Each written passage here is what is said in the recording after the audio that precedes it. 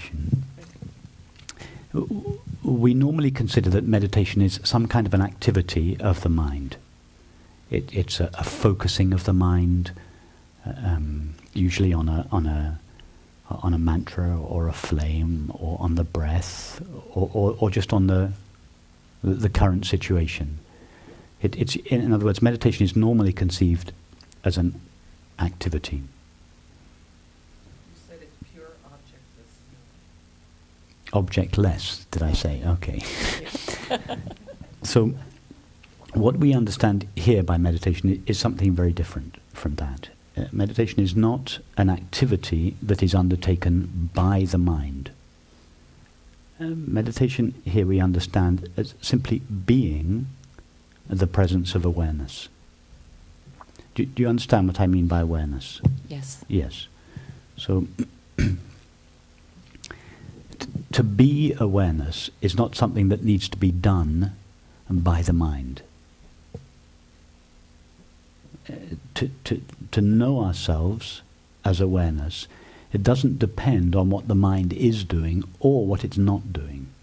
For instance, right now, are you the one that is aware of your experience? Yes.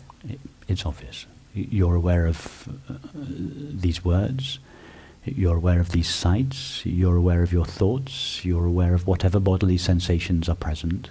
All these are changing and moving and flowing, and you are there, ever present, knowing them or aware of them. Are you making an effort to be that one?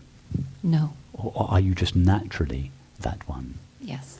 Could you be anything other than that one? No. Or have you ever been anything other than that one? No. Okay. So, in order to imagine, in order to really feel that you were something else, for instance, a cluster of thoughts and feelings, what would you have to do? You'd have to forget or overlook what you truly are. And you'd have to imagine instead that you were a cluster of thoughts and feelings. Yes? That's what we do. When I say we do, that's what thought does. Thought, because thought cannot see awareness. Thought is like the screen for the character in the movie. Wherever it looks, it cannot see the screen. Although it's made out of it, it cannot see it. So thought can't find awareness because it's transparent, it's empty, it's objectless. Yeah. So thought imagines instead that we are a cluster of thoughts, feelings, sensations and perceptions. In other words, a body-mind.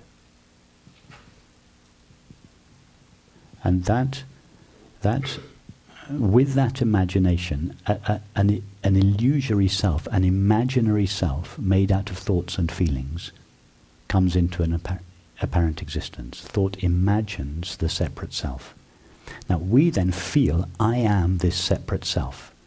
I am this body and this mind which is aware.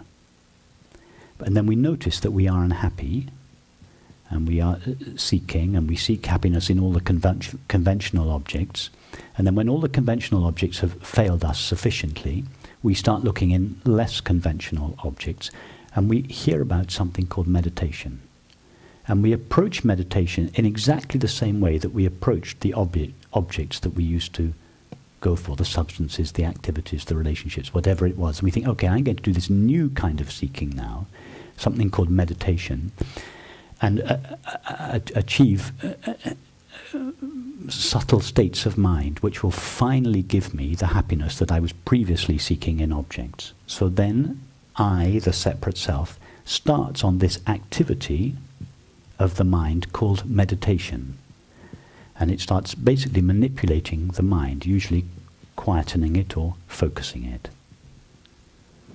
And this brings about some temporary relief, because as long as there is a tremendous effort to still the mind to a certain extent becomes still, and a measure of peace is derived from that. But it doesn't bring about what we truly want, which is lasting peace, undisturbable peace, peace that is not dependent on the condition of the mind or the body or the world.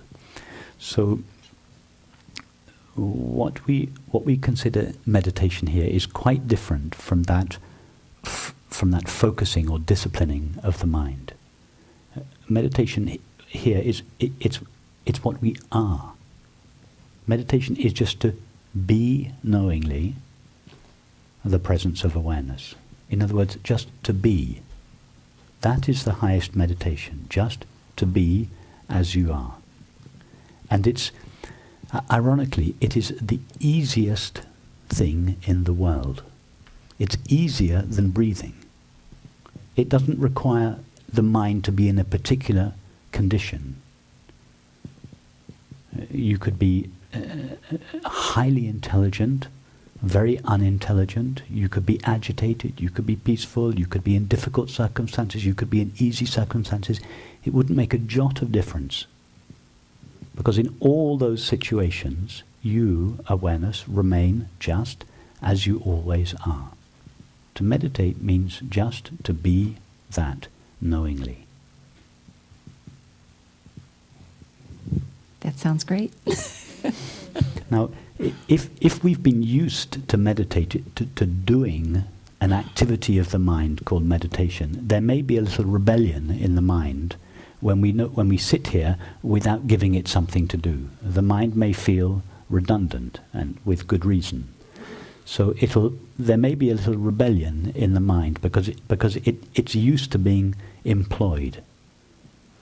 So it'll get agitated and it will try to grab your attention again. You should be doing this, or this is not enough, or this is not the real thing, or it'll provide all kinds of excuses why you should get involved with it again. And over and again, you might find yourself lost in the mind.